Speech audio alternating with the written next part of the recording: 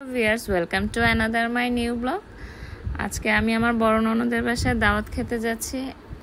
মানে দেবরকে বিয়ে করানোর পর দাওয়াত খেতে খেতে নিজের মনে হয় কয় কেজি ওজন বেড়ে গিয়েছে। এ বাসা ওই বাসার রিলেটিভ সবার বাসায় দাওয়াত খেতে খেতে অস্থির পুরো। এই যে দেখতে পাচ্ছেন আমি আমার ননদের বাসায় কিন্তু পৌঁছে গিয়েছি। ওর বাসাটা অনেক সুন্দর করে পরিপাটি সাজানো গোছানো, খুব সিমসামের মধ্যে সিম্পলি অনেক সাজানো গোছানো। আমার কাছে খুব বেশি ভালো লাগে এরকম হালকা টিপটপ করে সাজানো। আমি জানি না আপনাদের কাছে কেমন লাগছে, আমার তো অনেক বেশি ভালো লাগে। তাই আমি আমার ভিউয়ার্সদের জন্য কিছু অল্প অল্প ক্লিপস নিয়ে নিয়েছি। ওর বাসায় পৌঁছে যাওয়ার পর আমি ছোটোখাটো করে একটু করে ভিডিও করে নিয়েছিলাম। ও আমাদেরকে সারপ্রাইজ দেওয়ার জন্য রুম অন্ধকার করে রেখেছে।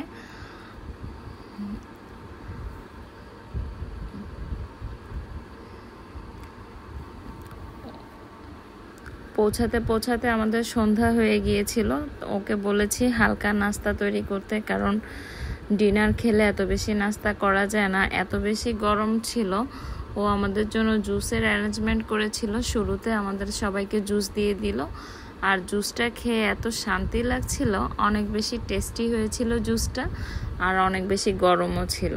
আর এটা দেখতে পাচ্ছেন সেই ক্যাশনাট স্যালাড ও অনেক কষ্ট করে তৈরি করেছে। এত মানুষের মধ্যে কিন্তু ক্যাশনাট স্যালাড তৈরি করাটা একটু সো ডিফিকাল্ট, কারণ এটা অল্প মানুষের মধ্যে অ্যারেঞ্জ করতে বেশি সুবিধা। আপনাদেরকে প্রথমে বলেছিলাম অল্প নাস্তা তৈরি করতে, এই যে দেখতেই তো পারলেন সে কত বেশি নাস্তা তৈরি করেছে। সাথে কেকও তৈরি করেছে নতুন বউয়ের জন্য। স্ক্রিনে দেখেই বুঝতে পারছেন কতটা অ্যাট্রাকটিভ লাগছে খাবারগুলো, আর অনেক বেশি মজা হয়েছিল। মালাই জর্দা থেকে শুরু করে আম, cashew nut salad, cake, chicken fry সব কিছুই ছিল। এটা নাকি তার হালকা নাস্তা। তারপর খাওয়া দাওয়া করে আমরা ডিনারে চলে গেলাম। চিকেন রোস্ট, গরু ভুনা, ইলিশ মাছ ভাজি, কাবাব, দেশি থেকে শুরু করে বিয়েবাড়ির রোস্ট পোলাও পর্যন্ত সব কিছুই তার আইটেমে ছিল।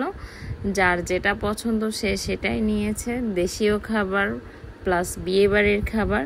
চিংড়ি কেউ দুই ধরনের করে, এই যে দেখতে পাচ্ছেন একটা বড় চিংড়ি ভুনা করেছে, তার সাথে আপনি একটু পরে দেখতে পাবেন আর একটা ছোট চিংড়ি ভুনা করেছে। মানে এত ডাবল ডাবল খাবার তৈরি করেছে, পুরা টেবিলেই আর খাবার রাখার জায়গা ছিল না।